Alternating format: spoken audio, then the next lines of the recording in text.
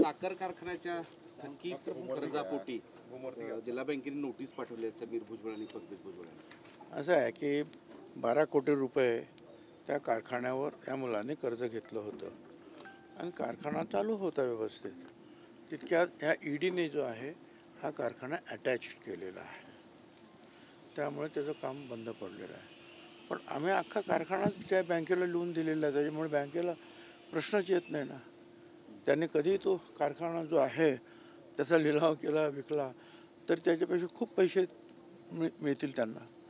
त्याच्यामुळे जे आहे आम्ही जर त्यांना सांगितलं की तुम्ही ईडी बरोबर घ्या, बोला, कारखाना घ्या, तो त्याचं विका काय शिल्लक राहतील ते यांना ते, बाकीचे तुमचे घ्या. त्याचमुळं आता महाराष्ट्राला प्रश्न पडलेला आहे. एक तर सत्तेत आणि हे सगळं त्यांच्याकडेच असताना सुद्धा नोटीस देण्याचं कारण काय?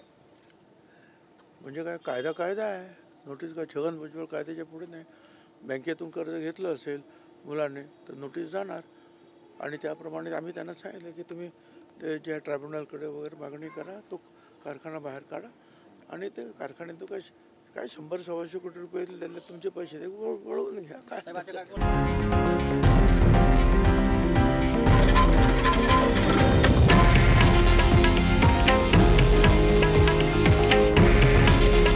हे आहे देशातील नंबर 1 न्यूज नेटवर्क आणि आपण पाहत आहात TV9 मराठी.